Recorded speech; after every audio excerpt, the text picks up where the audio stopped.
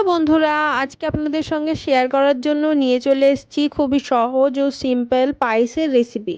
বাড়িতে থাকা মাত্র 2 থেকে 3টি উপকরণ দিয়ে বানিয়ে নিন এরকম সুস্বাদু ও লোভনীয় একটি পায়েসের রেসিপি। তাই খুবই ইজিলি চটজলদি পায়েস বানিয়ে নেওয়ার জন্য ভিডিওটি স্টেপ বাই স্টেপ ফলো করতে থাকুন। এটি বানানোর জন্য আমি প্রথমেই নিয়ে নিয়েছি 500 গ্রাম ফুল ফ্যাট দুধ ও 100 গ্রাম গোবিন্দভোগ চাল। চালটা আমি ধুয়ে 10 থেকে 15 মিনিটের জন্য ভিজিয়ে রেখে দেবো। এবার আমি কুকারে 500 গ্রাম দুধ দিয়ে দেবো। দুধটা আমি আগে একটু জাল দিয়ে ফুটিয়ে নিয়েছিলাম। আপনারা যদি ফ্রিজে রাখা দুধ ব্যবহার করে থাকেন তবে অবশ্যই জাল দিয়ে নেবেন, নইলে দুধটা ছানা হয়ে যাওয়ার ভয় থাকে। 15 মিনিট পর চালটার জল ঝরিয়ে দুধের মধ্যে দিয়ে দেবো। 750 ml জল দিয়ে কুকারের ঢাকনাটা দিয়ে সেদ্ধ করার জন্য রেখে দেবো। আমি যেহেতু দুধ দিয়ে চালটা সেদ্ধ করতে দিয়েছি তাই সিটি দেব না, গ্যাসটা ধরলেই চুলার আঁচ একদম লোয়ে রেখে 20 মিনিট মতো সেদ্ধ করে নেব। এদিকে আমি কয়েকটি কাজু ও কিশমিশ ছোট করে কেটে নিয়েছি, আর নিয়েছি দুটো এলাচ। এলাচ দুটো একটু ফাটিয়ে নিয়েছি ও নিয়েছি কয়েকটা দারচিনি। পায়েসের জন্য নিয়ে নিয়েছি 150 গ্রাম মতো চিনি।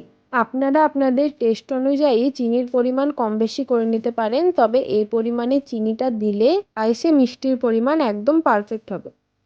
আমি আবারও বলে দিচ্ছি, চালটা সেদ্ধ করার জন্য আমি একটাও সিটি দিইনি। গ্যাসটা একটু ধরে গেলে আমি গ্যাসের ফ্লেম একদম লোতে রেখে 20 মিনিট মতো সেদ্ধ করে নিয়েছি। দেখতেই পাচ্ছেন চালগুলো খুব ভালোভাবে সেদ্ধ হয়ে গিয়েছে। এবার এর মধ্যে চিনি ও কেটে রাখা কাজু কিশমিশ, দারচিনি ও এলাচটা দিয়ে দেবো। এই সমস্ত কিছু দিয়ে একটু নেড়ে চেড়ে নিয়ে খুব ভালোভাবে ফুটিয়ে নিলেই আমাদের এই পায়েস সম্পূর্ণ রেডি হয়ে যাবে। আমি পায়েসের জন্য যে দুধটা ব্যবহার করেছিলাম সেটা খুবই গাঢ় ছিল, তাই এতটা পরিমাণ জল ব্যবহার করেছি। আপনারা চাইলে সম্পূর্ণ রান্নাটাই দুধ দিয়ে করতে পারেন। এই উপকরণগুলি দেওয়ার পর লো টু মিডিয়াম ফ্লেমে খুব ভালোভাবে চিনিটা গলিয়ে নিতে হবে। আর এই চিনিটা গলে গেলেই আমরা এটা একটা পাত্রে ঢেলে নিয়ে ঠান্ডা করে নেব।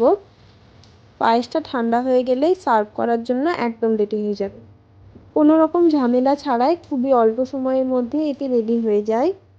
আমার ভিডিওটা স্টেপ বাই স্টেপ ফলো করে অবশ্যই আপনারা একবার বাড়িতে ট্রাই করতে পারেন। আশা করছি আপনাদের কোনো রকম অসুবিধা হবে না।